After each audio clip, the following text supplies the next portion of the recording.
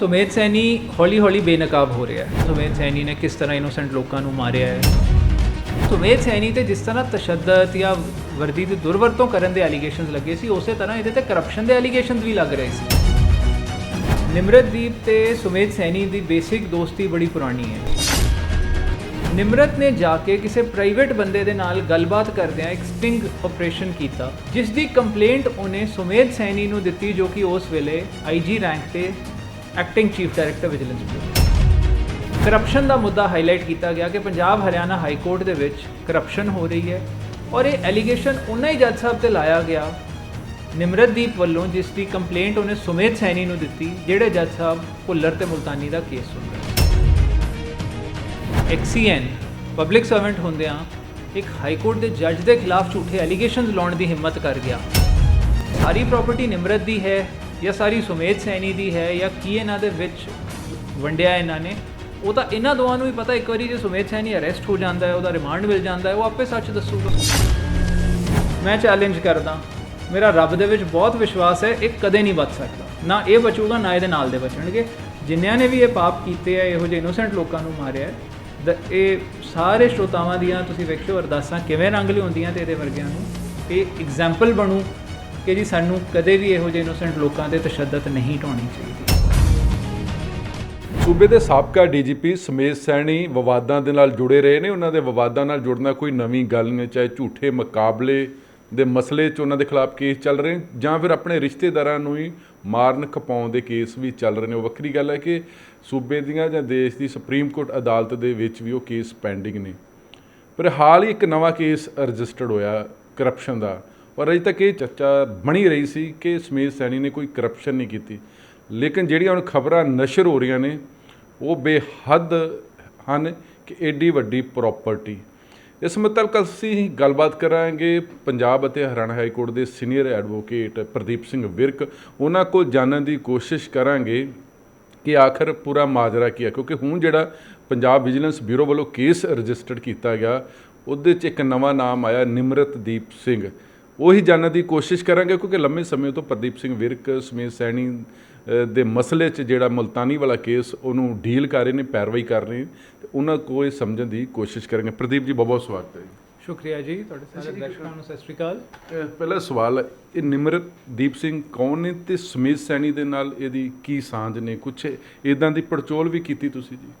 ਹਾਂਜੀ, ਇਹ ਮੈਂ relevant documents basically Multani case ਦੇ ਵਿੱਚ ਕੋਰਟ ਦੇ ਵਿੱਚ ਵੀ ਸਬਮਿਟ ਕੀਤੇ ਸੀ। ਇਸ ਕੇਸ ਦੇ ਵਿੱਚ ਜਿਹੜਾ ਨਿਮਰਤਦੀਪ ਜੀ ਦਾ ਨਾਂ ਆ ਰਿਹਾ ਹੈ, PWD ਦੇ ਵਿੱਚ XCN ਹੈ। ਨਿਮਰਤਦੀਪ ਤੇ ਸੁਮੇਧ ਸੈਣੀ ਦੀ ਬੇਸਿਕ ਦੋਸਤੀ ਬੜੀ ਪੁਰਾਣੀ ਹੈ। 2008 ਦੇ ਵਿੱਚ ਜਦੋਂ ਹਾਈ ਕੋਰਟ ਵੱਲੋਂ ਸੁਮੇਧ ਸੈਣੀ ਦੇ ਖਿਲਾਫ ਮੁਲਤਾਨੀ ਤੇ ਭੁੱਲਰ ਦਾ ਜਿਹੜਾ ਫੇਕ ਐਨਕਾਊਂਟਰ, ਇਹਨਾਂ ਦੇ parents, Multani the fake encounter case and Bhullar ਦੇ ਫਾਦਰ ਤੇ ਮਾਸਟਰ ਦਾ ਜਿਹੜਾ ਫੇਕ ਐਨਕਾਊਂਟਰ ਵਾਲਾ ਕੇਸ, ਇਹ CBI ਨੂੰ ਟ੍ਰਾਂਸਫਰ ਕੀਤਾ ਗਿਆ। ਔਰ ਸਬਸੀਕੁਐਂਟਲੀ ਕੋਰਟ CBI ਨੂੰ ਕਹਿ ਰਹੀ ਸੀ ਕਿ ਤੁਸੀਂ ਆਪਣੀ ਇਨਵੈਸਟੀਗੇਸ਼ਨ ਕਰੋ ਤੇ ਸਟੇਟਸ ਰਿਪੋਰਟ ਫਾਈਲ ਕਰੋ। ਉਹ ਜਿਹੜਾ 9 ਮਹੀਨੇ ਦਾ ਪੀਰੀਅਡ ਸੀ ਪ੍ਰੀਲਿਮਿਨਰੀ ਇਨਕੁਆਇਰੀ ਦਾ CBI ਦਾ, ਉਸ ਦੌਰਾਨ ਨਿਮਰਤ ਨੇ ਜਾ ਕੇ ਕਿਸੇ ਪ੍ਰਾਈਵੇਟ ਬੰਦੇ ਦੇ ਨਾਲ ਗੱਲਬਾਤ ਕਰਦਿਆਂ ਇੱਕ ਸਟਿੰਗ ਆਪਰੇਸ਼ਨ ਕੀਤਾ, ਜਿਸ ਦੀ ਕੰਪਲੇਂਟ ਉਹਨੇ ਸੁਮੇਧ ਸੈਣੀ ਨੂੰ ਦਿੱਤੀ, ਜੋ ਕਿ ਉਸ ਵੇਲੇ IG ਰੈਂਕ ਤੇ acting chief director vigilance bureau ਸੀ ਜੀ। ਹੁਣ ਇੰਟਰਸਟਿੰਗ ਗੱਲ ਇਹ ਹੈ ਕਿ ਇੱਕ ਕਰਪਸ਼ਨ ਦਾ ਮੁੱਦਾ ਹਾਈਲਾਈਟ ਕੀਤਾ ਗਿਆ ਕਿ ਪੰਜਾਬ ਹਰਿਆਣਾ ਹਾਈ ਕੋਰਟ ਦੇ ਵਿੱਚ ਕਰਪਸ਼ਨ ਹੋ ਰਹੀ ਹੈ, ਔਰ ਇਹ ਐਲੀਗੇਸ਼ਨ ਉਹਨਾਂ ਹੀ ਜੱਜ ਸਾਹਿਬ ਤੇ ਲਾਇਆ ਗਿਆ ਨਿਮਰਤਦੀਪ ਵੱਲੋਂ, ਜਿਸ ਦੀ ਕੰਪਲੇਂਟ ਉਹਨੇ ਸੁਮੇਧ ਸੈਣੀ ਨੂੰ ਦਿੱਤੀ, ਜਿਹੜੇ ਜੱਜ ਸਾਹਿਬ ਭੁੱਲਰ ਤੇ ਮੁਲਤਾਨੀ ਦਾ ਕੇਸ ਸੁਣ ਰਹੇ ਸੀ। ਔਰ ਉਹ ਜੱਜ ਸਾਹਿਬ ਸਾਡੇ ਹਾਈ ਕੋਰਟ ਦੇ ਬਹੁਤ ਹੀ ਵੈਲ ਰਿਸਪੈਕਟਡ ਜੱਜ ਰਹੇ ਨੇ। ਉਸ ਪੁਆਇੰਟ ਦੇ ਉੱਤੇ ਜਿਹੜੇ ਚੀਫ ਜਸਟਿਸ ਸੀ, ਉਹਨਾਂ ਨੇ ਇਨਕੁਆਇਰੀ ਆਰਡਰ ਕੀਤੀ। ਫਾਈਨਲੀ ਜਸਟਿਸ ਤੀਰਥ ਸਿੰਘ ਠਾਕੁਰ ਜਿਹੜੇ ਚੀਫ ਜਸਟਿਸ ਬਾਅਦ 'ਚ ਬਣੇ ਔਰ ਫਿਰ ਚੀਫ ਜਸਟਿਸ ਆਫ ਇੰਡੀਆ ਵੀ ਰਹੇ, ਉਹਨਾਂ ਨੇ ਉਸ ਇਨਕੁਆਇਰੀ ਦੇ ਵਿੱਚ ਐਗਜ਼ੋਨਰੇਟ ਕੀਤਾ, ਕਿਉਂਕਿ ਉਹਨਾਂ ਨੇ ਸਾਰੀ ਡਿਟੇਲ ਇਸ ਚੀਜ਼ ਦੀ ਕੱਢੀ ਕਿ ਵੀ ਕੰਪਲੇਂਟ ਕਿਉਂ ਦਿੱਤੀ ਗਈ, ਕਿਸ ਤਰ੍ਹਾਂ ਇਹ ਸਟਿੰਗ ਹੋਇਆ। ਉਸ ਤੋਂ ਬਾਅਦ ਜੱਜਿਸ ਦੇ ਫੋਨ ਸਰਵੇਲੈਂਸ 'ਤੇ ਕਿਉਂ ਰੱਖੇ ਗਏ, ਜਿਸ ਵਿੱਚ ਇਹ ਆਇਆ ਕਿ ਵਿਜੀਲੈਂਸ, ਜਿਹਦੇ ਕੋਲ ਕੋਈ ਅਥਾਰਟੀ ਨਹੀਂ ਸੀ, ਵਿਜੀਲੈਂਸ ਬਿਊਰੋ ਨੇ ਫੋਨ ਟੈਪ ਕੀਤੇ ਹੈ ਜਾਂ ਸਰਵੇਲੈਂਸ ਰੱਖੀ ਹੈ। ਹੁਣ ਉਹ ਸਰਵੇਲੈਂਸ ਵੀ ਜੇ ਰੱਖੀ, ਕਿਸ ਗਰਾਊਂਡ 'ਤੇ ਰੱਖੀ, ਉਹ ਸੀ ਆਰਗੇਨਾਈਜ਼ਡ ਕ੍ਰਾਈਮ ਜਾਂ ਨੈਸ਼ਨਲ ਸਿਕਿਉਰਿਟੀ। ਉਹ ਦੋਵੇਂ ਚੀਜ਼ਾਂ ਹੀ ਵਿਜੀਲੈਂਸ ਬਿਊਰੋ ਦਾ ਡੋਮੇਨ ਨਹੀਂ ਹੈ। ਔਰ ਜਿਹੜਾ ਵਿਜੀਲੈਂਸ ਬਿਊਰੋ ਦਾ ਇਹ ਜੱਜ ਸਾਹਿਬ ਨੇ ਆਪਣੀ ਇਨਕੁਆਇਰੀ ਰਿਪੋਰਟ ਦੇ ਵਿੱਚ ਲਿਖਿਆ, ਜਿਹੜੀ ਰਿਪੋਰਟ ਉਹਨਾਂ ਨੇ ਉਦੋਂ ਦੇ chief justice of India justice ਬਾਲਾ ਕ੍ਰਿਸ਼ਨਨ ਨੂੰ ਭੇਜੀ, ਕਿ ਉਹ IG ਸੁਮੇਧ ਸੈਣੀ ਜੀ ਨੇ ਆ ਸਾਰਾ ਕੁਝ ਕੀਤਾ ਹੈ, ਉਹਦੇ ਖਿਲਾਫ ਸੀਬੀਆਈ ਇਨਵੈਸਟੀਗੇਸ਼ਨ ਆਰਡਰ ਕੀਤੀ ਹੈ ਜਿਹੜੇ ਜੱਜ ਸਾਹਿਬ ਦੇ ਉੱਤੇ ਇਹ ਐਲੀਗੇਸ਼ਨਸ ਲਾਏ ਜਾ ਰਹੇ ਹੈ। ਹੁਣ ਤੁਸੀਂ ਵੇਖੋ ਨਿਮਰਤਦੀਪ ਨੇ ਕਿਸ ਹੱਦ ਤੱਕ ਪੰਗਾ ਲਿਆ ਸੁਮੇਧ ਸਿੰਘ ਸੈਣੀ ਦੇ ਲਈ। ਮਤਲਬ ਨਿਮਰਤਦੀਪ ਔਰ ਸੁਮੇਧ ਸੈਣੀ ਦੇ ਪੁਰਾਣੀਆਂ ਸਾਂਝਾਂ ਨੇ ਔਰ ਸਾਂਝਾਂ ਇੱਥੋਂ ਤੱਕ ਕਿ ਬਿਜ਼ਨਸ ਸਾਂਝੇ ਨੇ। ਬਿਜ਼ਨਸ ਤੋਂ ਇਲਾਵਾ ਜੀ ਜਿਹੜਾ ਇੱਕ ਐਕਸੀਐਨ ਪਬਲਿਕ ਸਰਵੈਂਟ ਹੁੰਦਿਆਂ ਇੱਕ ਹਾਈ ਕੋਰਟ ਦੇ ਜੱਜ ਦੇ ਖਿਲਾਫ ਝੂਠੇ ਐਲੀਗੇਸ਼ਨਸ ਲਾਉਣ ਦੀ ਹਿੰਮਤ ਕਰ ਗਿਆ, ਇੱਕ ਝੂਠੀ ਇਨਕੁਆਇਰੀ ਇੱਕ ਸਟਿੰਗ ਆਪਰੇਸ਼ਨ ਕਰਕੇ ਇੱਕ ਝੂਠੇ ਐਲੀਗੇਸ਼ਨਸ ਲਾ ਕੇ ਉਸ ਚੀਜ਼ ਨੂੰ ਮੀਡੀਆ 'ਚ ਉਛਾਲ ਗਿਆ, ਔਰ ਉਸ ਤੋਂ ਬਾਅਦ ਉਹਦੀ complaint chief director vigilance bureau ਨੂੰ ਦਿੰਦਾ, ਸੁਮੇਧ ਸੈਣੀ ਨੂੰ ਦਿੰਦਾ, ਓਪਨਲੀ ਉਹਦੇ ਨਾਲ ਤੁਰਦਾ। ਇਸ ਤੋਂ ਜ਼ਿਆਦਾ ਸਾਨੂੰ ਕੀ ਪ੍ਰੂਫ ਚਾਹੀਦਾ ਹੈ ਕਿ Nimrat was the right hand man of Sumedh Saini. FIR ਦੇ ਵਿੱਚ ਸਾਰੀ ਡਿਟੇਲ ਨਿਕਲੀ ਕਿ ਕਰੋੜਾਂ ਅਰਬਾਂ ਦੀ ਇਹ ਜਿਹੜੀ ਪ੍ਰਾਪਰਟੀ ਆ ਇਹ ਨਿਮਰਤਦੀਪ ਸਿੰਘ ਦੀ, ਤੁਹਾਨੂੰ ਲੱਗਦਾ ਕਿ ਜਾਂ ਸੁਮੇਧ ਸੈਣੀ ਦਾ ਵੀ ਹਿੱਸਾ ਹੈਗਾ ਜਾਂ ਪੂਰੀ ਤਰ੍ਹਾਂ ਸੁਮੇਧ ਸੈਣੀ ਦੀ ਬੇਨਾਮੀ ਆ? ਦੇਖੋ ਸੁਮੇਧ ਸੈਣੀ ਹੌਲੀ ਹੌਲੀ ਬੇਨਕਾਬ ਹੋ ਰਿਹਾ ਹੈ। ਸੁਮੇਧ ਸੈਣੀ ਨੇ ਕਿਸ ਤਰ੍ਹਾਂ ਇਨੋਸੈਂਟ ਲੋਕਾਂ ਨੂੰ ਮਾਰਿਆ ਹੈ ਔਰ ਕਿਸ ਤਰ੍ਹਾਂ ਆਪਣੀ ਡਿਊਟੀ ਦੇ ਉਲਟ ਆਪਣੀ ਯੂਨੀਫਾਰਮ ਦੀ ਦੁਰਵਰਤੋਂ ਕਰਦਿਆਂ ਹੋਇਆਂ ਬੜੇ ਬਰੂਟਲੀ ਔਰ ਇਲੀਗਲੀ ਲੋਕਾਂ ਨੂੰ ਟੌਰਚਰ ਕੀਤਾ, ਇਨੋਸੈਂਟ ਲੋਕਾਂ 'ਤੇ ਝੂਠੇ ਕੇਸ ਪਾਏ ਹੈ ਔਰ ਐਲੀਮੀਨੇਟ ਕੀਤਾ ਉਹਨਾਂ ਨੂੰ। ਹੁਣ ਭਾਵੇਂ ਅਸੀਂ ਉਹ ਸੈਣੀ ਮੋਟਰਸ ਵਾਲਾ ਕੇਸ ਲੈ ਲਈਏ ਜਿਹੜਾ ਦਿੱਲੀ ਵਿੱਚ ਹੁਣ ਚੱਲ ਰਿਹਾ ਸੀਬੀਆਈ ਵੱਲੋਂ, ਜਿਹਦੇ ਸੈਣੀ ਪ੍ਰੋਸੀਕਿਊਸ਼ਨ ਫੇਸ ਕਰ ਰਿਹਾ, ਜਾਂ ਅਸੀਂ ਮੁਲਤਾਨੀ ਕੇਸ ਲਈਏ, ਬਾਕੀ ਤਾਂ ਚਲੋ ਜਿੰਨੇ ਲੋਕ ਅੱਗੇ ਆ ਰਹੇ ਹੈ ਉਵੇਂ ਹੀ ਕੰਪਲੇਂਟਸ ਚੱਲਣਗੀਆਂ। ਜੇ ਲੋਕ ਹੀ ਨਹੀਂ ਅੱਗੇ ਆਉਂਦੇ ਤਾਂ ਕੀ ਕਰ ਸਕਦੇ ਹਾਂ। ਹੁਣ ਮੁਲਤਾਨੀ ਕੇਸ ਨੇ ਸੈਣੀ ਦਾ ਇੱਕ ਹੈਵਾਨੀਅਤ ਵਾਲਾ ਰੂਪ ਐਕਸਪੋਜ਼ ਕੀਤਾ ਕਿ ਕਿਸ ਤਰ੍ਹਾਂ ਮੁਲਤਾਨੀ ਨੂੰ ਬਰੂਟਲੀ ਟੌਰਚਰ ਕੀਤਾ ਗਿਆ ਇੱਕ ਸਟਿਕ ਯੂਜ਼ ਕਰਕੇ। ਅਮਨ ਸਕੋਡਾ ਕੇਸ ਦੇ ਵਿੱਚ ਕਰਪਸ਼ਨ ਦੇ ਐਲੀਗੇਸ਼ਨਸ ਬੜੇ ਸੀਰੀਅਸਲੀ ਲੱਗੇ ਸੀ, ਉਹ ਕੇਸ ਅਜੇ ਵੀ ਕਿਤੇ ਬਾਹਰ ਨਹੀਂ ਆਇਆ। ਸੋ ਸੁਮੇਧ ਸੈਣੀ ਤੇ ਜਿਸ ਤਰ੍ਹਾਂ ਤਸ਼ੱਦਦ ਜਾਂ ਵਰਦੀ ਦੀ ਦੁਰਵਰਤੋਂ ਕਰਨ ਦੇ ਐਲੀਗੇਸ਼ਨਸ ਲੱਗੇ ਸੀ, ਉਸੇ ਤਰ੍ਹਾਂ ਇਹਦੇ ਤੇ ਕਰਪਸ਼ਨ ਦੇ ਐਲੀਗੇਸ਼ਨਸ ਵੀ ਲੱਗ ਰਹੇ ਸੀ। ਔਰ ਸੁਮੇਧ ਸੈਣੀ ਐਜ਼ ਯੂਜੂਅਲ ਆਪਣੇ ਆਪ ਨੂੰ ਬੜਾ ਅਪਰਾਈਟ ਆਫਿਸਰ ਸ਼ੋਅ ਕਰਨ ਦੀ ਕੋਸ਼ਿਸ਼ ਕਰ ਰਿਹਾ ਸੀ। ਇਹਨੇ ਅਮਨ ਸਕੋਡਾ ਕੇਸ ਬੜੀ ਇਫੈਕਟਿਵਲੀ ਸਪਰੈਸ ਕਰਵਾਇਆ ਹੋਇਆ ਸੀ। ਅਦਰਵਾਈਜ਼ ਜੇ ਤੁਸੀਂ ਸੁਮੇਧ ਸੈਣੀ ਦੀ ਟੀਮ ਵੇਖੋਗੇ ਤੇ ਕੱਲਾ ਨਿਮਰਤ ਨਹੀਂ ਹੈ, ਉਮਰਾ ਨੰਗਲ ਵਰਗੇ ਤੇ ਡਰੱਗਸ ਦੇ ਫੇਕ ਐਨਕਾਊਂਟਰਸ ਦੇ ਐਲੀਗੇਸ਼ਨ ਲੱਗੇ, ਇਹਨੇ ਉਹ ਕਦੇ ਉਹਦੇ ਖਿਲਾਫ ਐਫਆਈਆਰ ਹੀ ਨਹੀਂ ਰਜਿਸਟਰ ਹੋਣ ਦਿੱਤੀ, ਜਿਹਦੇ ਖਿਲਾਫ ਇੱਕ ਐਸਆਈਟੀ ਫਾਈਨਲੀ ਹਾਈ ਕੋਰਟ ਨੇ ਬਣਾਈ ਹੈ। ਉਸੇ ਤਰ੍ਹਾਂ ਇਹਦਾ ਸੱਜਾ ਹੱਥ ਕੌਣ ਸੀ ਸੁਮੇਧ ਸੈਣੀ ਦਾ? ਸੁਰਜੀਤ ਗਰੇਵਾਲ, ਜਿਹਦੇ ਤੇ ਵਿਜੀਲੈਂਸ ਨੇ ਪਰਚਾ ਦਿੱਤਾ ਔਰ ਕਰਪਸ਼ਨ ਉਹਦੀ ਬਾਹਰ ਆਈ ਹੈ, ਮੈਸਿਵ ਕਰਪਸ਼ਨ। ਹੁਣ ਉਸੇ ਤਰ੍ਹਾਂ ਨਿਮਰਤ ਦਾ ਆ ਰਿਹਾ। ਸੋ ਜੇ ਤੁਸੀਂ ਸੁਮੇਧ ਸੈਣੀ ਦੇ ਕ੍ਰੈਡੈਂਸ਼ੀਅਲਸ, ਇਹਦਾ ਵਰਕਿੰਗ ਸਟਾਈਲ ਵੇਖੋਗੇ ਤਾਂ ਤੁਸੀਂ ਵੇਖੋਗੇ ਇਹਨੇ ਕੁਝ ਚੁਣਿੰਦਾ ਬੰਦੇ ਰੱਖੇ ਹੋਏ ਹੈ ਜਿਨ੍ਹਾਂ ਨੂੰ ਇਹ ਯੂਜ਼ ਕਰਕੇ ਉਹਨਾਂ ਦੇ ਥਰੂ ਆਪਣੇ ਇਲੀਗਲ ਕੰਮ ਕਰਵਾਉਂਦਾ ਹੈ। ਸੋ ਕਰਪਸ਼ਨ ਵੀ ਇਲੀਗਲ ਕੰਮਾਂ 'ਚੋਂ ਇੱਕ ਹੈ। ਹੁਣ ਇਹ ਸਾਰੀ ਪ੍ਰਾਪਰਟੀ ਨਿਮਰਤ ਦੀ ਹੈ ਜਾਂ ਸਾਰੀ ਸੁਮੇਧ ਸੈਣੀ ਦੀ ਹੈ ਜਾਂ ਕੀ ਇਹਨਾਂ ਦੇ ਵਿੱਚ ਵੰਡਿਆ ਇਹਨਾਂ ਨੇ, ਉਹ ਤਾਂ ਇਹਨਾਂ ਦੋਵਾਂ ਨੂੰ ਹੀ ਪਤਾ। ਇੱਕ ਵਾਰੀ ਜੇ ਸੁਮੇਧ ਸੈਣੀ ਅਰੈਸਟ ਹੋ ਜਾਂਦਾ ਹੈ, ਉਹਦਾ ਰਿਮਾਂਡ ਮਿਲ ਜਾਂਦਾ ਹੈ, ਉਹ ਆਪੇ ਸੱਚ ਦੱਸੂਗਾ। ਅਮਨ ਸਕੋਡਾ ਦਾ ਕੀ ਦੱਸਿਆ, ਤੁਹਾਨੂੰ ਲੱਗਦਾ ਕਿ ਉੱਥੇ ਵੀ ਇਹ ਉਸ ਸਮੇਂ ਦੀ ਸਰਕਾਰ ਦੇ ਜ਼ਿੰਮੇਵਾਰ ਬਣਦੀ ਕਿ ਸੁਮੇਧ ਸੈਣੀ ਬਹੁਤ ਪਾਵਰਫੁਲ ਹੈਗੇ ਸੀ ਕਿ ਐਲੀਗੇਸ਼ਨ ਲੱਗੇ ਨੇ, ਨਾਮ ਉਛਲਿਆ ਏ, ਉਹ ਦਬਾਇਆ ਗਿਆ ਜਾਣ ਬੁੱਝ ਕੇ, ਜਾਂ ਹੁਣ ਜਿਹੜੇ ਵਿਜੀਲੈਂਸ ਕੇਸ ਰਜਿਸਟਰ ਕਰੀ ਉਹਦੇ 'ਚ ਤਾਂ ਅਮਨ ਸਕੋਡਾ ਵਾਲਾ ਕੇਸ ਵੀ ਖੋਲ੍ਹ ਸਕਦੀ, ਕੋਈ ਇੱਦਾਂ ਦੀ ਪਾਬੰਦੀ ਤਾਂ ਨਹੀਂ ਹੈਗੀ ਕਾਨੂੰਨੀ ਤੌਰ 'ਤੇ? ਕਾਨੂੰਨੀ ਪਾਬੰਦੀ ਕੁਛ ਨਹੀਂ ਹੈ ਜੀ। ਮੈਂ ਤੇ personally as a lawyer feel ਕਰਦਾ ਕਿ ਉਹ ਕੇਸ ਖੁੱਲ੍ਹਣਾ ਚਾਹੀਦਾ ਹੈ। ਉਹਦੇ ਵਿੱਚ ਅਮਨ ਸਕੋਡਾ ਦਾ ਸੁਣਨ ਨੂੰ ਆਇਆ ਸੀ ਕਿ ਭੱਜਿਆ ਹੋਇਆ ਹੈ, ਪੀਓ ਡਿਕਲੇਅਰ ਕੀਤਾ ਹੋਇਆ ਹੈ। ਕੀ ਤਫਤੀਸ਼ ਦਾ ਸਟੇਜ ਉਹਦੇ 'ਚ ਕੀ ਸਟੇਜ ਹੈ, ਕੀ ਸਟੇਟਸ ਹੈ, ਉਹ ਪਤਾ ਨਹੀਂ। ਪਰ ਉਹਦੀ ਤਫਤੀਸ਼ ਦੇ ਵਿੱਚ ਇਹ ਜ਼ਰੂਰ ਸੁਣਨ ਨੂੰ ਮਿਲ ਰਿਹਾ ਸੀ ਕਿ ਉਹਦੇ ਵਿੱਚ ਸੁਮੇਧ ਸੈਣੀ ਦੇ ਖਿਲਾਫ ਫੁੱਲ ਪ੍ਰੂਫ ਐਵੀਡੈਂਸ ਵੀ ਹੈ ਔਰ ਅਮਨ ਸਕੋਡਾ ਦੇ ਡਾਇਰੈਕਟ ਇਹਨੂੰ ਕਾਲਸ, ਇਹਦੇ ਘਰ ਪੈਸੇ ਪਹੁੰਚਾਉਣਾ ਔਰ ਹੋਰ ਕਾਫੀ ਕੁਝ ਐਵੀਡੈਂਸ ਸੀ। ਪਰ ਫਿਰ ਗੱਲ ਉਹੀ ਆ ਜਾਂਦੀ ਹੈ, ਮੈਂ ਉਹੀ ਕਹਿਣਾ ਕਿ ਜਦੋਂ ਤੱਕ ਉਹ ਤਫਤੀਸ਼ ਨਹੀਂ ਹੁੰਦੀ, ਐਜ਼ ਅ ਲਾਇਰ ਮੈਂ ਫੀਲ ਕਰਦਾ ਸੱਚਾਈ ਪਬਲਿਕ ਦੇ ਸਾਹਮਣੇ ਨਹੀਂ ਆ ਸਕਦੀ। ਉਸ ਵੇਲੇ ਦੀ ਗਵਰਨਮੈਂਟ ਨੇ ਨਹੀਂ ਕੀਤਾ ਜਾਂ ਹੁਣ ਵਾਲੀ ਗਵਰਨਮੈਂਟ ਨੇ ਨਹੀਂ ਕੀਤਾ, ਐਫਆਈਆਰ ਤਾਂ ਉਸ ਕੇਸ 'ਚ ਰਜਿਸਟਰਡ ਹੈ। ਹੁਣ ਅੰਦਰ ਖਾਤੇ ਤਫਤੀਸ਼ ਉਹਦੇ 'ਚ ਹੋ ਰਹੀ ਹੈ ਨਹੀਂ ਹੋ ਰਹੀ ਹੈ, ਇਹ ਤਾਂ ਸਰਕਾਰ ਦੱਸ ਸਕਦੀ ਹੈ। ਬਟ ਉਹ ਕੇਸ ਦੇ ਵਿੱਚ ਸੁਮੇਧ ਸੈਣੀ ਤੇ ਪਹਿਲੀ ਵਾਰੀ ਮੈਸਿਵ ਕਰਪਸ਼ਨ ਦੇ ਐਲੀਗੇਸ਼ਨਸ ਲੱਗੇ ਸੀ ਕਿਉਂਕਿ ਕੋਈ ਅੱਗੇ ਨਹੀਂ ਆ ਰਿਹਾ ਸੀ ਕੰਪਲੇਂਟ ਦੇਣ ਲਈ। ਜਦੋਂ ਪਹਿਲੀ ਵਾਰੀ ਕਿਸੇ ਨੇ ਕੰਪਲੇਂਟ ਦਿੱਤੀ ਉਸ ਕੇਸ ਦੇ ਵਿੱਚ ਔਰ ਤਫਤੀਸ਼ ਸ਼ੁਰੂ ਹੋਈ ਸੀ, ਸੋ ਡਾਇਰੈਕਟ ਇਨਵੋਲਵਮੈਂਟ ਸੁਮੇਧ ਸਿੰਘ ਸੈਣੀ ਦੀ ਆਈ ਸੀ, ਜੋ ਕਿ ਹੁਣ ਇੱਥੇ ਵੀ ਆਈ ਹੈ। ਪ੍ਰਦੀਪ ਜੀ, ਮਾਮੂਲੀ ਜਿਹਾ ਅਗਰ ਕੋਈ ਆਮ ਬੰਦਾ, ਇੱਕ ਆਮ ਸਿਟੀਜ਼ਨ ਅਗਰ ਪੁਲਿਸ ਉਹਦੇ ਘਰ ਸਰਚ ਕਰਦੀ ਆ, ਉਹ ਨਹੀਂ ਮਿਲਦੇ ਹੈਗੇ, ਅਤੇ ਪੁਲਿਸ ਦਾ ਜਿਸ ਦਾ ਨੇਚਰ ਆ, ਕੰਮ ਕਰਨ ਦਾ ਤਰੀਕਾ, ਉਹ ਸਾਰੇ ਪਰਿਵਾਰ ਨੂੰ ਚੁੱਕ ਕੇ ਲੈ ਜਾਂਦੀ ਹੈ। ਇੱਥੇ ਵਿਜੀਲੈਂਸ ਦੀ ਟੀਮ ਆਈ ਹੈ, ਐਸਐਸਪੀ ਰੈਂਕ ਦੇ ਆਫਿਸਰ ਆਏ ਨੇ, ਉਹ 5 ਘੰਟੇ ਬਾਹਰ ਹੀ ਖੜੇ ਰਹੇ ਹੈਗੇ ਨੇ। ਇਹ ਕੀ ਸਮਝਦੇ ਹੈਗੇ? ਆਈ ਵਾਸ਼ ਹੀ ਆ ਕਿ ਜਸਟ ਇੱਕ ਵੋਟਾਂ ਨੇੜੇ ਆ ਗਈਆਂ ਨੇ ਵੀ ਸੈਣੀ ਫੜ ਲਿਆ ਜੀ, ਸੈਣੀ ਭੱਜ ਗਿਆ, ਇੱਦਾਂ ਦੀਆਂ ਗੱਲਾਂ ਹੋ ਰਹੀਆਂ ਨੇ? ਵੇਖੋ, ਜਿੱਥੇ ਤੱਕ ਤਾਂ ਫੈਮਿਲੀ ਦੀ ਗੱਲ ਆਉਂਦੀ ਹੈ, ਜੇ ਕ੍ਰਾਈਮ ਸੁਮੇਧ ਸੈਣੀ ਨੇ ਕੀਤਾ ਹੈ ਤਾਂ ਫੈਮਿਲੀ ਕਿਉਂ ਸਫਰ ਕਰੇ ਜੀ? ਇਹ ਲੀਗਲੀ ਕਹੀਏ, ਐਥੀਕਲੀ ਕਹੀਏ, ਦੋਵੇਂ ਐਂਗਲਸ ਤੋਂ ਇਹ ਜ਼ਰੂਰੀ ਹੈ ਕਿ ਸੁਮੇਧ ਸੈਣੀ ਦੇ ਕ੍ਰਾਈਮ ਦੀ ਸਜ਼ਾ ਸੁਮੇਧ ਸੈਣੀ ਨੂੰ ਮਿਲੇ, ਉਹਦੀ ਫੈਮਿਲੀ ਨੂੰ ਨਹੀਂ ਤਾਂ ਫਿਰ ਸੁਮੇਧ ਸੈਣੀ ਵਰਗਿਆਂ 'ਚ ਤੇ ਦੂਜੇ ਅਫਸਰਾਂ 'ਚ ਫਰਕ ਹੀ ਰਹਿ ਜਾਊਗਾ। ਬੜੀ ਸਿੰਪਲ ਜਿਹੀ ਇੱਕ ਗੱਲ ਹੈ।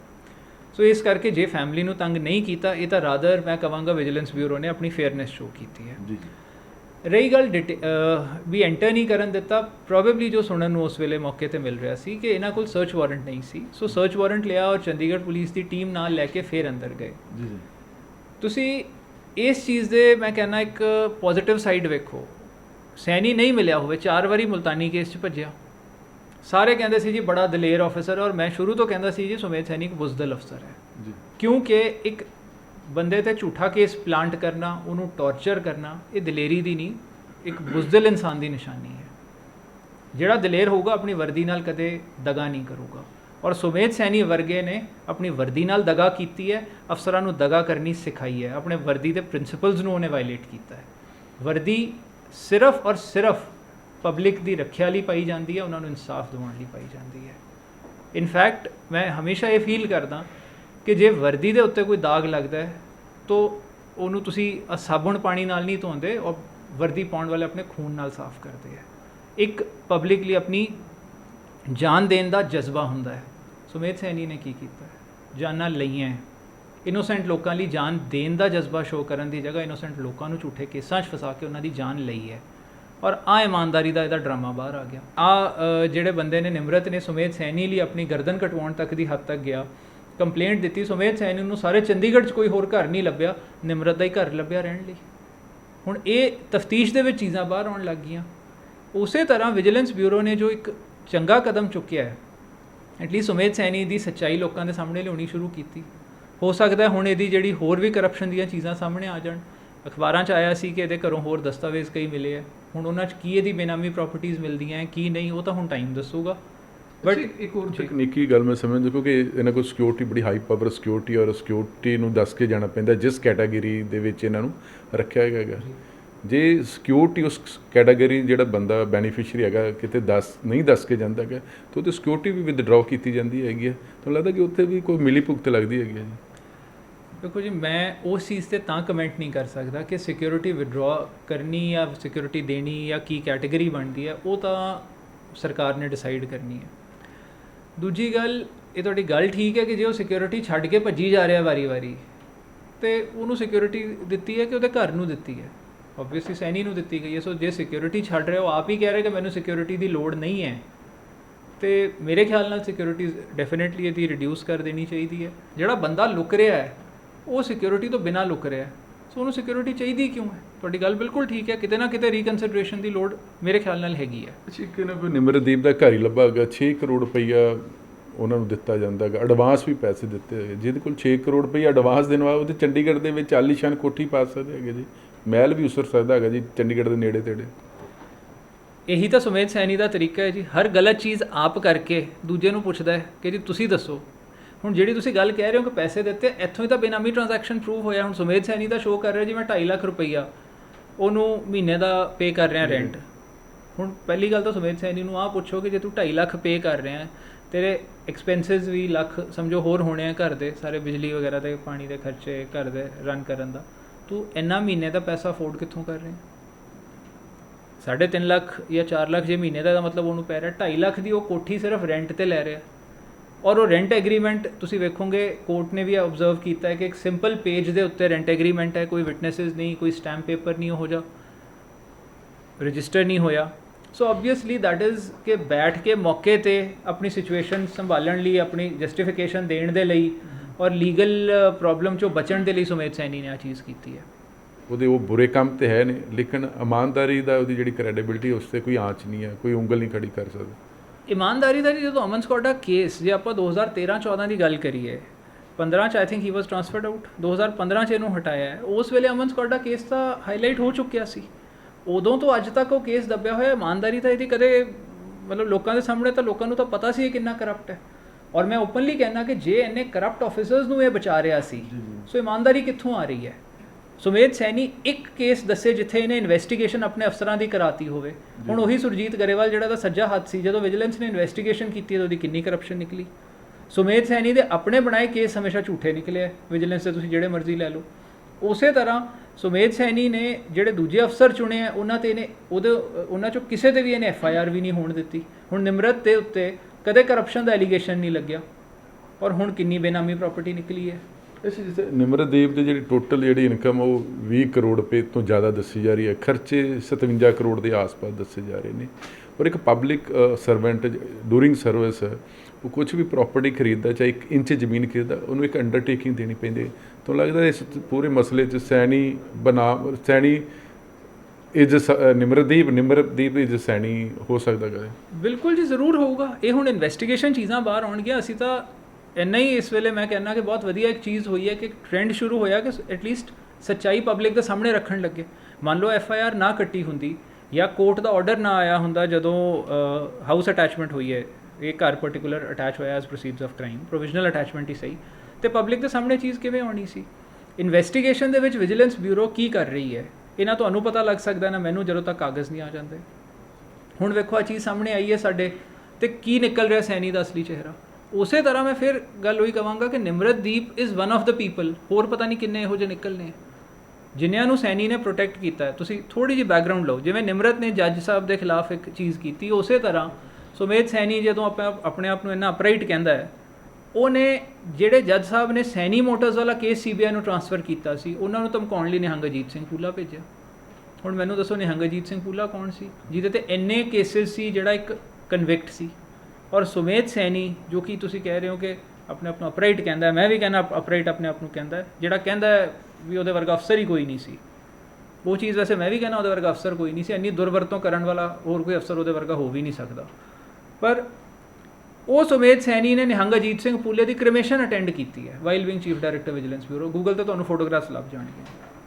ਸੋ ਸੁਮੇਧ ਸੈਣੀ ਦੀ ਕ੍ਰੈਡੀਬਿਲਿਟੀ ਤਾਂ ਉੱਥੇ ਹੀ ਟੁੱਟ ਜਾਂਦੀ ਹੈ। ਕਿਹੜੇ ਐਲੀਗੇਸ਼ਨਸ ਨਹੀਂ ਲੱਗੇ ਪੂਲੇ ਤੇ ਜਾਂ ਉਹਦੇ ਅਫਸਰਾਂ ਤੇ, ਆਹ ਸੁਮੇਧ ਸੈਣੀ ਦੀ ਸੱਚਾਈ ਹੈ। ਅੱਛਾ, ਇੱਕ ਹੋਰ ਦੱਸੋ, ਇਹ ਜਿਹੜਾ ਐਕਸ਼ਨ ਨਿਮਰਤਦੀਪ ਦੇ 20 ਕਰੋੜ ਉਹਦੀ ਇਨਕਮ, 57 ਕਰੋੜ ਰੁਪਏ ਖਰਚਾ, ਜਾਂ ਮਤਲਬ ਲਾ ਲਓ ਕਿ ਕੱਲ੍ਹ ਆਉਣ ਵਾਲੇ ਸਮੇਂ 'ਚ ਹੋ ਸਕਦਾ ਕਿ ਸੁਮੇਧ ਸੈਣੀ ਦੀ ਨਿਕਲ ਆਵੇ। ਇੱਕ ਇਮਾਨਦਾਰ ਅਫਸਰ ਹੈ, ਚਾਹੇ ਉਹ ਐਕਸ਼ਨ ਹੈ, ਚਾਹੇ ਉਹ ਸੂਬੇ ਦਾ DGP ਰਿਟਾਇਰ ਹੋਇਆ ਹੋਵੇ, ਇੰਨੀ ਇਨਕਮ ਹੋ ਸਕਦੀ ਹੈਗੀ ਜੀ? ਦੇਖੋ, ਕੁਛ ਉਹਨਾਂ ਨੇ ਐਨਸੈਸਟਰਲ ਪ੍ਰਾਪਰਟੀ ਸ਼ੋਅ ਕੀਤੀ ਹੋਣੀ ਹੈ। ਇੱਥੇ ਮਿਸਮੈਚ ਦੇਖਿਆ ਜਾਂਦਾ ਹੈ ਕਿ ਜੇ ਉਹਨੇ ਸੋਰਸਿਸ ਜੋ ਡਿਸਕਲੋਜ਼ ਕੀਤੇ ਉਹਦੇ 'ਚੋਂ 20 ਕਰੋੜ ਬਣਿਆ, 10% ਪਲੱਸ ਮਾਈਨਸ ਤੱਕ ਕੋਰਟ ਲੀਗਲੀ ਪਰਮਿਸਿਬਲ ਹੁੰਦਾ ਹੈ ਕਿ 10% ਐਕਸੀਡ ਕਰ ਸਕਦੀ ਹੈ। ਉਸ ਤੋਂ ਬਿਯੋਂਡ ਜੇ ਚੀਜ਼ ਜਾ ਰਹੀ ਹੈ ਤੇ ਨੈਚੁਰਲੀ ਉਹ ਕੁਐਸਚਨ 'ਚ ਆਊਗੀ। ਹੁਣ ਇਸ ਕੇਸ ਦੇ ਵਿੱਚ ਤਾਂ ਬਹੁਤ ਜ਼ਿਆਦਾ ਇਨਕਰੀਜ਼ ਹੈ, ਮਤਲਬ 172% ਜਾਂ ਕਿੰਨੀ ਉਹ ਇਨਕਰੀਜ਼ ਉਹਨਾਂ ਨੇ ਦੱਸੀ। ਜਦੋਂ ਇੰਨੀ ਜ਼ਿਆਦਾ ਇਨਕਰੀਜ਼ ਹੈ ਸੋ ਓਬਵੀਅਸ ਜੀ ਗੱਲ ਹੈ, ਹੁਣ ਨਿਮਰਤ ਨੂੰ ਐਕਸਪਲੇਨ ਕਰਨਾ ਪੈਣਾ ਉਹਦੇ ਕੋਲ ਇਹ ਸੋਰਸਿਸ ਕਿੱਥੋਂ ਆਏ। ਦੂਜੀ ਗੱਲ, ਸੈਣੀ ਵਿਜੀਲੈਂਸ ਬਿਊਰੋ ਚੀਫ ਰਿਹਾ 5 ਸਾਲ ਜੀ। ਸੁਮੇਧ ਸੈਣੀ ਕਹਿੰਦਾ ਉਹਨੂੰ ਹਰ ਚੀਜ਼ ਦੀ ਇਨਫੋਰਮੇਸ਼ਨ ਹੈ, ਉਹਨੂੰ ਨਿਮਰਤ ਦੀ ਕਰਪਸ਼ਨ ਦਾ ਜਾਂ ਬੇਨਾਮੀ ਪ੍ਰਾਪਰਟੀਜ਼ ਦਾ ਪਤਾ ਹੀ ਨਹੀਂ ਲੱਗਿਆ। ਕਿੰਨੀ ਹੈਰਾਨੀ ਦੀ ਗੱਲ ਹੈ। ਸੋ ਸੁਮੇਧ ਸੈਣੀ ਦੀ ਕ੍ਰੈਡੀਬਿਲਿਟੀ ਤਾਂ, ਜਾਂ ਜਿਹੜਾ ਮੈਂ ਕਹਾਂਗਾ ਉਹਦਾ ਨਕਾਬ ਹੈ ਇਮਾਨਦਾਰੀ ਦਾ, ਉਹ ਉੱਥੇ ਹੀ ਟੁੱਟ ਜਾਂਦਾ ਜਦੋਂ ਉਹਦੇ ਬੰਦਿਆਂ ਦਾ ਇਨਕੁਆਇਰੀ ਕਰਨ 'ਤੇ ਜਾਂ ਇਨਵੈਸਟੀਗੇਸ਼ਨ ਕਰਨ 'ਤੇ ਉਹਨਾਂ ਦਾ ਕੱਚਾ ਚਿੱਠਾ ਸਾਹਮਣੇ ਆਉਂਦਾ। ਹੁਣ ਇਸ ਕੇਸ ਦੇ ਵਿੱਚ ਵੀ ਉਹੀ ਮੈਂ ਫਿਰ ਉਸੇ ਗੱਲ 'ਤੇ ਆਉਣਾ ਵੀ ਪੋਸਟ ਰਿਟਾਇਰਮੈਂਟ ਜੇ 6 ਕਰੋੜ ਤੋਂ ਉੱਤੇ ਅਮਾਊਂਟ ਸੈਣੀ ਟ੍ਰਾਂਸਫਰ ਕਰ ਰਿਹਾ, ਘਰ ਹੀ ਖਰੀਦ ਲੈਂਦਾ। ਫਿਰ ਇਹੋ ਜਿਹਾ ਡਰਾਮਾ ਕਰਨ ਦੀ ਕੀ ਲੋੜ ਸੀ? ਔਰ ਜੇ ਘਰ ਖਰੀਦਣਾ ਹੈ ਐਸਟੇਟ ਆਫਿਸ ਜਾ ਕੇ ਰਜਿਸਟਰੀ ਕਰਾ ਲੈਂਦਾ।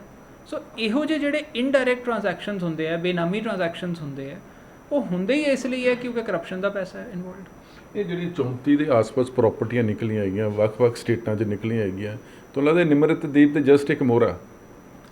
ਦੇਖੋ, ਲਿੰਕ ਤਾਂ ਉਹਦਾ ਸੈਣੀ ਨਾਲ ਬਾਹਰ ਆ ਹੀ ਰਿਹਾ। ਸੋ ਹੁਣ ਨਿਮਰਤ ਨੇ ਸੈਣੀ ਨਾਲ ਰਲ ਕੇ ਇੱਕ ਪ੍ਰਾਪਰਟੀ ਲਈ ਜਾਂ 34 ਲਈਆਂ, ਨਿਮਰਤ ਇੱਕ ਮੋਹਰਾ ਹੈ। ਤੁਸੀਂ ਕਹਿ ਰਹੇ ਹੋ ਨਿਮਰਤ ਮੋਹਰਾ, ਮੈਂ ਕਹਿ ਰਿਹਾ ਉਹ ਇੱਕ ਮੋਹਰਾ ਹੈ, ਹੋਰ ਪਤਾ ਨਹੀਂ ਇਹੋ ਜਿਹੇ ਕਿੰਨੇ ਹੋਣੇ ਆ ਸੈਣੀ ਕੋਲ।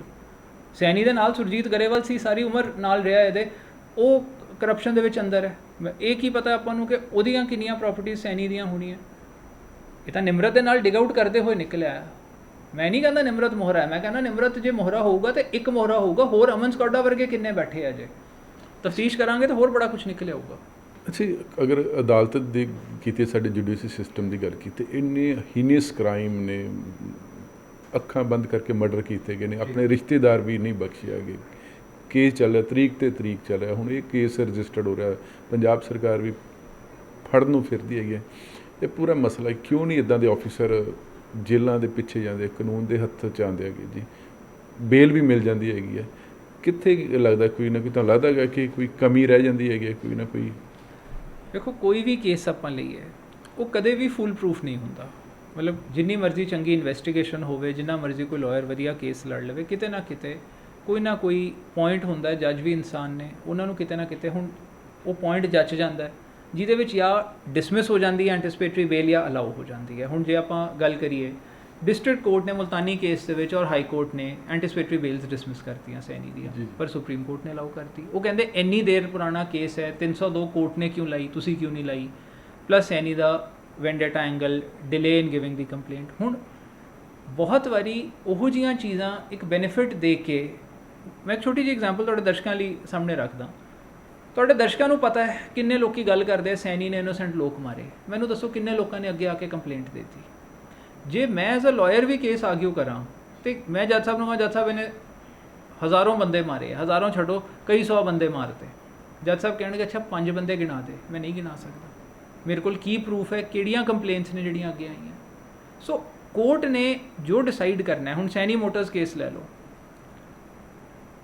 ਉਹ ਕੱਲਾ ਕੇਸ ਹੈ ਜਿਹੜਾ 94 ਤੋਂ ਹੁਣ ਤੱਕ ਚੱਲਿਆ, ਜਾਂ ਮੁਲਤਾਨੀ ਕੇਸ ਸ਼ੁਰੂ ਹੋਣ ਤੱਕ ਕੱਲਾ ਸੈਣੀ ਉਸ ਕੇਸ 'ਚ ਅਕਿਊਜ਼ ਸੀ। ਹਰ ਬੰਦਾ ਕਹਿ ਰਿਹਾ ਸੀ ਕਿ ਜੀ ਸੈਣੀ ਨੇ ਇਨੋਸੈਂਟ ਬੰਦੇ ਮਾਰੇ, ਅੱਗੇ ਕੋਈ ਨਹੀਂ ਆ ਰਿਹਾ ਸੀ। ਇਹ ਤਾਂ ਫਾਈਨਲੀ ਮੁਲਤਾਨੀ ਕੇਸ ਦੇ ਵਿੱਚ ਸੈਣੀ ਦੁਬਾਰਾ ਉਹਦਾ ਇੱਕ ਅਸਲੀ ਚਿਹਰਾ ਮੈਂ ਕਹਾਂਗਾ ਇੰਨੇ ਸਾਲਾਂ ਬਾਅਦ ਬਾਹਰ ਆਇਆ ਕਿ ਇਹਨੇ ਕਿਸ ਹੱਦ ਤੱਕ ਮੈਨੀਪੂਲੇਸ਼ਨਸ ਕੀਤੀਆਂ, ਮਿਸਯੂਜ਼ ਕੀਤਾ। ਲੋਕ ਹੱਲੇ ਵੀ ਖੌਫ 'ਚ ਨੇ, ਡਰਦੇ ਨੇ। ਬਿਲਕੁਲ ਠੀਕ ਗੱਲ ਹੈ, ਉਹ ਡਰ ਰਹੇ ਹੈ ਔਰ ਉਸ ਕਰਕੇ ਉਹ ਕੰਪਲੇਂਟਸ ਨਹੀਂ ਦੇ ਰਹੇ, ਉਹ ਚੀਜ਼ਾਂ ਨੂੰ ਪਰਸਿਊ ਨਹੀਂ ਕਰ ਰਹੇ, ਜਿਸ ਕਰਕੇ ਸੁਮੇਧ ਸਿੰਘ ਸੈਣੀ ਵਰਗੇ ਕਾਨੂੰਨ ਤੋਂ ਕਿਤੇ ਨਾ ਕਿਤੇ ਬਚ ਰਹੇ ਆ। ਅਦਾਲਤਾਂ ਨੇ ਤਾਂ ਪੂਰਾ ਜ਼ੋਰ ਲਾਇਆ ਹੋਇਆ ਹੈ, ਨਹੀਂ ਤਾਂ ਤੁਸੀਂ ਮੈਨੂੰ ਦੱਸੋ ਦਿੱਲੀ ਟ੍ਰਾਇਲ ਚੱਲ ਰਹੀ ਹੈ, ਸੈਣੀ ਕਿਵੇਂ ਬਚ ਜਾਂਦਾ। ਜੇ ਸੁਪਰੀਮ ਕੋਰਟ ਇਸ ਚੀਜ਼ 'ਚ ਨਾ ਇੰਟਰਫੀਅਰ ਕਰਦੀ, ਦਿੱਲੀ CBI ਕੇਸ ਦੀ ਗੱਲ ਕਰ ਰਹੇ ਹਾਂ, ਸੁਪਰੀਮ ਕੋਰਟ ਨੇ ਤਾਂ 2004 ਦੇ ਵਿੱਚ ਉਹ ਟ੍ਰਾਇਲ ਦਿੱਲੀ ਟ੍ਰਾਂਸਫਰ ਕੀਤਾ ਹਰਿਆਣਾ ਤੋਂ, CBI ਨੇ ਚਲਾਨ ਅੰਬਾਲਾ 'ਚ ਦਿੱਤਾ ਸੀ, ਅੰਬਾਲਾ ਤੋਂ ਟ੍ਰਾਇਲ ਨਿਊ ਦਿੱਲੀ ਟ੍ਰਾਂਸਫਰ ਕੀਤਾ, ਪੰਜਾਬ ਹਰਿਆਣਾ ਦੀ ਜੂਰਿਸਡਿਕਸ਼ਨ 'ਚੋਂ ਬਾਹਰ। ਸੋ ਇਹਦਾ ਮਤਲਬ ਸੁਪਰੀਮ ਕੋਰਟ ਨੇ ਉਸ ਫੈਮਿਲੀ ਨੂੰ ਰਿਲੀਫ ਦਿੱਤਾ ਸੈਣੀ ਦੇ ਅਗੇਂਸਟ, ਔਰ ਉਸ ਵੇਲੇ ਤਾਂ ਸੈਣੀ ਇੱਕ DIG ਸੀ, ਅੱਜ ਸੁਮੇਧ ਸੈਣੀ DG ਰੈਂਕ ਤੱਕ ਪਹੁੰਚ ਕੇ ਰਿਟਾਇਰ ਹੋਇਆ। ਇਸ ਮੇਰਾ ਆਖਰੀ ਸਵਾਲ ਹੈ, ਤੁਹਾਨੂੰ ਲੱਗਦਾ ਕਿ ਹੁਣ ਜੇ ਪੰਜਾਬ ਸਰਕਾਰ, ਚਾਹੇ ਉਹ ਬਰਗਾੜੀ ਵਾਲਾ ਮਸਲਾ ਹੋਵੇ, ਚਾਹੇ ਜਿਹੜਾ ਵਿਜੀਲੈਂਸ ਦਾ ਕੇਸ ਹੈ, ਸੁਮੇਧ ਸੈਣੀ ਕਾਨੂੰਨ ਦੇ ਅੜਿੱਕੇ 'ਚ ਆਉਣਗੇ, ਜਾਂ ਜੋ ਲੋਕ ਚਾਹੁੰਦੇ ਹੈਗੇ ਨੇ, ਜਾਂ ਵੀ ਜੇ ਇੱਦਾਂ ਦੇ ਲੋਕ ਕੋਈ ਹੋਵੇ, ਸੁਮੇਧ ਸੈਣੀ ਕੋਈ ਵੀ ਲੋਕ ਹੋਵੇ ਜਿਨ੍ਹਾਂ ਨੇ ਇੰਨਾ ਕ੍ਰਾਈਮ ਕੀਤਾ ਹੈਗਾ, ਉਹਨਾਂ ਨੂੰ ਸਜ਼ਾ ਮਿਲੇ?